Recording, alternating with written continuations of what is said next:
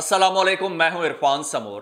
दोस्तों, मेरे लाडले कायद मियां मोहम्मद नवाज शरीफ साहब को जिंदगी में बड़ी बड़ी सजाएं हुई, लेकिन मेरे लाडले कायद ने अपनी हर सजा हर बार माफ करवा ली। लेकिन इस बार मेरे लाडले कायद एक ऐसा जुर्म कर बैठे हैं जिसकी ऐसी सजा मेरे लाडले कायद को मिली है जो जिंदगी भर माफ नहीं होगी, बल्कि पाकिस्तान की तमाम सियासी जमातों और आइंदा आने वाली जमातों को यह सजा देखकर इबरत हासिल होगी कि कहीं वो भी ये जुर्म ना कर बैठे जो मेरे लाडले कायद कर बैठे हैं। दोस्तों, मेरे लाडले कायद ने क्या आखिर जुर्म किया है, उनको क्या सजा मिली है, ये आज मैं आपको बताऊंगा।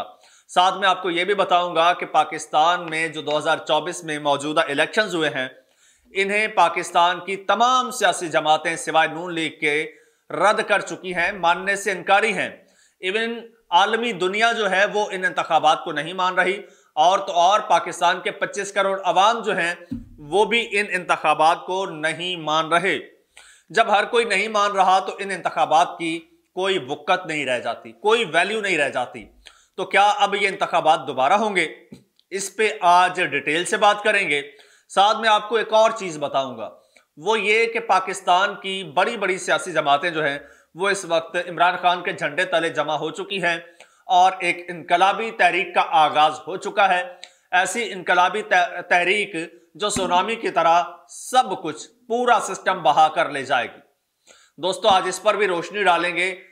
खबरें तमाम जो है मेरे पास वो इंतहाई हैरान कुन और चौंका देने वाली हैं, एक एक करके आपके साथ शेयर करूंगा। लेकिन उससे पहले एक जरूरी बात आपको बताना चाहूंगा, वो ये कि इस वक्त जो पाकिस्तान का मीडिया है, ये मेन स्ट्रीम मीडिया, ये न्यूज चैनल्स, ये इस वक्त मुकम्मल तौर पर प्रोपेगेंडा मशीन्स बने हुए हैं, आलाकार बने हुए हैं और ये साबित करने की कोशिश कर रहे हैं कि पाकिस्तान तहरीक इंसाफ के पास जो फॉर्म 45 है वो जाली है। हालांकि इनको कख पता नहीं है, इनके पास कोई फॉर्म नहीं है, इन्होंने फॉर्म देखा तक नहीं है, फिर भी ये प्रोपेगेंडा कर रहे हैं कि ये जाली फॉर्म है। इनकी कोशिश है कि पाकिस्तान तहरीक इंसाफ अपनी सीटों के लिए क्लेम ना करे, अदालतों में ना जाए।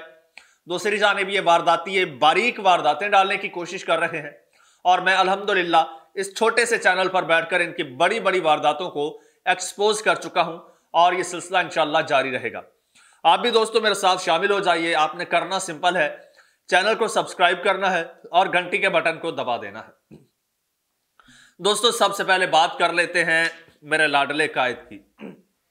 मेरे लाडले कायद जब 21 अक्टूबर 2023 को पाकिस्तान के सिस्टम को रौंदते हुए पाकिस्तान आए थे, पूरा सिस्टम उनके सामने लेट गया था, तो मेरे लाडले कायद को लगा था कि अब तो जनाब मैं फातेह हो गया हूं, मैं हुक्मरानी करूंगा। दोस्तों, तब मैंने अपने लाडले कायद को मशवरा दिया था, बल्कि मैं क्या चीज हूं, पाकिस्तान के बड़े बड़े नामवर साफियों ने यह मशवरा दिया था। मेरे लाडले कायद को उसकी पार्टी के लोगों ने मशवरा दिया था कि लाडले कायद, ये जो आप थोक के हिसाब से रिलीफ ले रहे हैं ना, ये ना ले, ये आपकी सियासत को खत्म कर देगा, ये आपके ताबूत में कील साबित होगा। लेकिन मेरे लाडले कायद नहीं माने। मेरे लाडले कायद ने कहा कि मेरी गल हो गई है, साडी गल हो गई है। मेरे लाडले कायद आए, सिस्टम को रौंदते हुए, पूरी मशीनरी उनके साथ लग गई, पूरी हुकूमती निगरान हुकूमतें ऐसे मेरे लाडले कायद के आगे पीछे थी जैसे मेरे लाडले कायद तो यहाँ के वली अहद हों।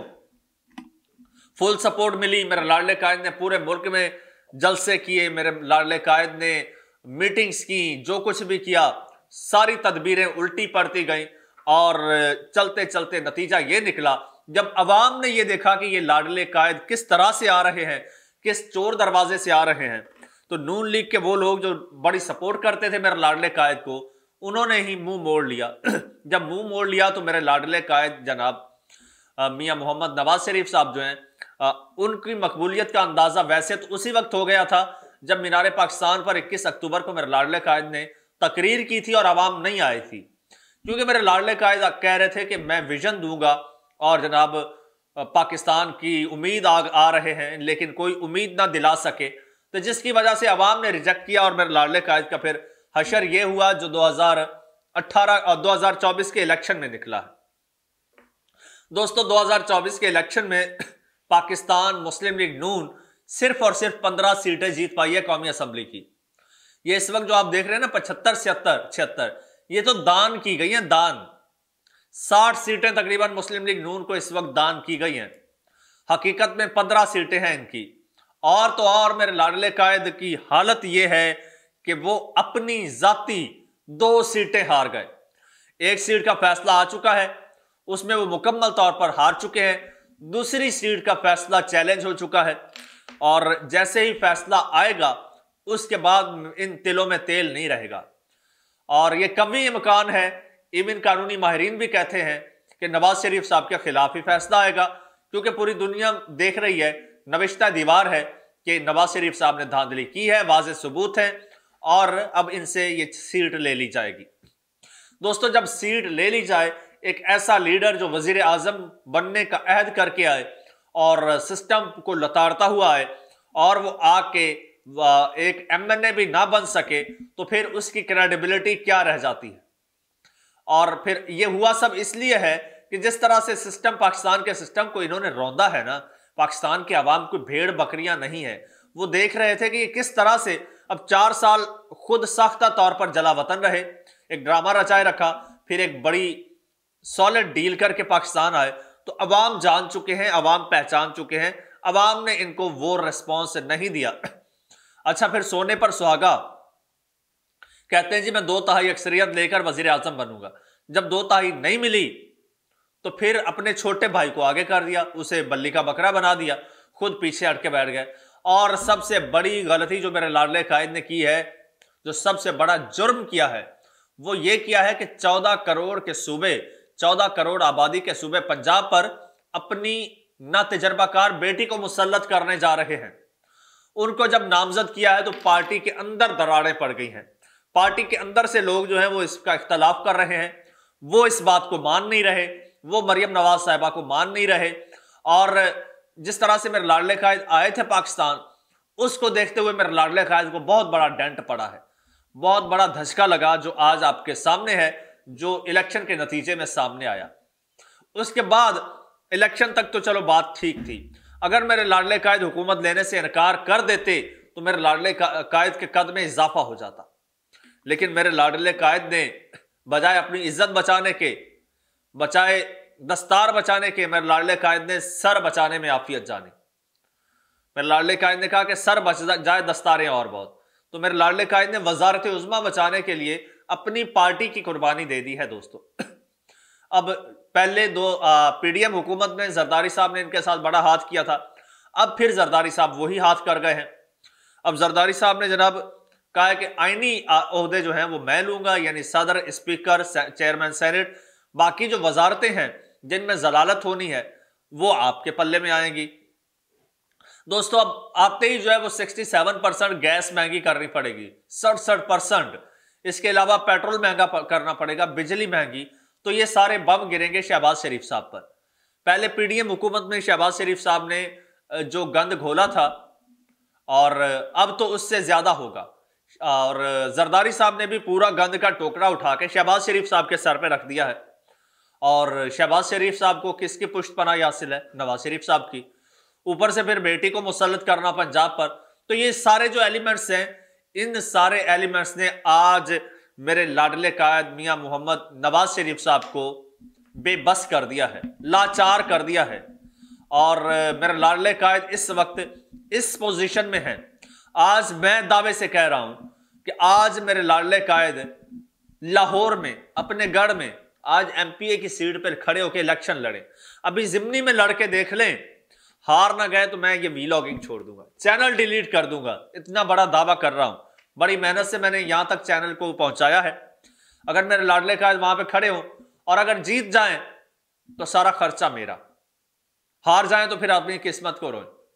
ये हालत इनकी हो चुकी है इस वक्त दोस्तों, ये हालत। तो अब मेरे लाडले कायद, अब उनका जो सियासी करियर था वो तो खत्म हो चुका है। उन्होंने एक इमेच्योर अपनी बेटी को अपनी सीईसी की परमिशन के बगैर, वहां पर डिस्कस किए बगैर वजीर आला नामजद कर दिया है। इसके बाद पार्टी के अंदर दरारें पड़ चुकी हैं, बड़ा गम गुस्सा है। और अब पार्टी ने नवाज शरीफ साहब को भी झंडी दिखा दी है। शहबाज शरीफ साहब तो हुकूमत लेने में कामयाब हो गए हैं, मरियम नवाज साहिबा शायद कामयाब हो जाएं, लेकिन नवाज शरीफ साहब की सियासत हमेशा के लिए जो है वो खत्म हो चुकी है और इससे बढ़कर सजा कोई नहीं होती। ये वो सजा है जो ना अदालतें वापस कर सकती हैं, ये वो सजा है जो ना कोई कानूनी इदारे खत्म कर सकते हैं, ये वो सजा है जो ना एस्टेब्लिशमेंट, ना ताकतवर इदारे, ना ताकतवर लोग खत्म कर सकते हैं। ये सजा दी है पाकिस्तानी अवाम ने, क्योंकि पाकिस्तान की अवाम पर आज तक मुसल्लत रहे तो उन्होंने भी तो अपना बदला लेना ही था। उन्होंने अपना बदला ले लिया है और बड़े बड़े बेरहमाना तरीके से बदला लिया है मेरे लाडले कायद से, और मेरे लाडले कायद को चारों शाने चित कर दिया है। तो अब मेरे ख्याल में जो पाकिस्तान की दीगर जमातें हैं उनके भी कान खुल गए होंगे कि भाई ताकतवरों के बूट चाट कर, बूट पॉलिश करके इस तरह से इक्तदार में आने का नतीजा क्या निकलता है। पाकिस्तान में आज तक किसी सियासी जमात, किसी सियासी लीडर का इतना बुरा हाल नहीं हुआ आज जो मेरे लीडर नवाज शरीफ साहब का है। तो दोस्तों एक तो ये सीन है, दूसरा इलेक्शंस की बात कर लेते हैं। इलेक्शंस पाकिस्तान में जो होने जा रहे, बल्कि हो चुके हैं इलेक्शंस, तो इन इलेक्शंस को कोई भी नहीं मान रहा। हर कोई ये मुतालबा कर रहा है कि इलेक्शंस दोबारा हों। अच्छा, पाकिस्तान तहरीक इंसाफ ने कई हल्के इस वक्त चैलेंज कर रखे हैं, उन पर कुछ पर समातें हो रही हैं, कुछ पर फैसले महफूज हो चुके हैं, तो वो फैसले आना बाकी हैं। और इवन नवाज शरीफ साहब के हल्के का फैसला आना भी अभी बाकी है। कुछ जगहों पर तो कामयाबी के नोटिफिकेशंस जो हैं वो भी अदालतों ने रुकवा दिए हैं। तो ऐसा है, या तो इलेक्शन एक्ट के सेक्शन 9 के तहत या तो जहां गड़बड़ है उन हलकों में इलेक्शंस होंगे, और अलग अगर इतने बड़े पैमाने पर जो है वो दरखास्तें, वो शिकायत, वो यहां पर अजाला नहीं होता, सुप्रीम कोर्ट में जाती हैं, तो सुप्रीम कोर्ट इलेक्शन दोबारा कराने का हुक्म भी दे सकती है। और बहुत सारे एलिमेंट्स हैं। IMF ऊपर से सर पे खड़ा है, वो आ रहा है पाकिस्तान, वो इन इलेक्शंस को नहीं मान रहा, आलमी दुनिया नहीं मान रही। तो मुमकिन है कि जिन हलकों में धांधली है उनमें तो डेफिनेटली दोबारा हो सकते हैं। और वैसे ओवरऑल बात की जाए तो जरा मुश्किल है, लेकिन नामुमकिन नहीं है, और वो भी हो सकते हैं। इसी सिलसिले में इस वक्त पाकिस्तान की जितनी भी बड़ी सियासी जमातें हैं जिनकी बड़ी एक पब्लिक सपोर्ट है, जैसे JUIF है, आपको पता है उनके कितने शागिर्द हैं, उनके जलसे आप कभी देखें, कभी JUIF के जलसे देखें, कितने बड़े जलसे होते हैं। वो इस वक्त पाकिस्तान तहरीक इंसाफ के साथ मिल रहे हैं। इसके अलावा दीगर जमातें जैसे जमात इस्लामी, MWM, तमाम जो मजहबी जमातें हैं जो समझती हैं कि इमरान खान साहब के साथ ज्यादती हुई है और वो पाकिस्तान के लिए और पाकिस्तान के और इस आलम इस्लाम के लिए बहुत अच्छा काम कर रहा था, उसके साथ अब ज्यादती हुई है। अब वो सारी जमातें इमरान खान साहब के साथ खड़ी हो गई हैं, और जिसके बाद अब ये मिलकर एक बड़ी तहरीक चलाने जा रहे हैं। और वो ऐसी तहरीक होगी, अगर ये सब मिल गए तो नवाज शरीफ साहब की, ये शहबाज शरीफ साहब की हुकूमत जो है ये बनने से पहले ही इसका बिस्तरा, बोरिया बिस्तर जो है वो गोल हो जाएगा और ये कंपनी नहीं चल पाएगी, क्योंकि इस कंपनी ने गलत बंदे से पंगा ले लिया है। और वो बंदा आज अकेला नहीं है, आज पाकिस्तान की हर दूसरी सियासी जमात को लग रहा है कि उस बंदे के साथ ज्यादती हुई है और उसका साथ देना चाहिए। और हर बंदा ये चाहता है कि भाई अब ताकतवरों का रोल खत्म होना चाहिए। अब चूंकि इमरान खान जीता है और इतनी वाज़ेह अक्सरियत से जीता है, तो इसको इसका मैंडेट देना चाहिए। दोस्तों अगर नहीं मिलता, ये सब कुछ नहीं मिलता और अगर सही फैसले नहीं होते, तो फिर ये जो प्रेशर है, ये जो सुनामी आएगा, ये सब कुछ बहा कर ले जाएगा। तो इसके लिए भी तैयार रहना चाहिए। अगले आने वाले जो चंद घंटे हैं वो इंतहाई अहम हैं, कुछ भी बड़ी डेवलपमेंट हो सकती है। तो आपके साथ लम्हा ब लम्हा शेयर करते रहेंगे। उसके लिए चैनल को सब्सक्राइब कर लीजिए, बेल आइकन पर क्लिक कर दीजिए और मुझे इजाजत दीजिए। अल्लाह हाफिज।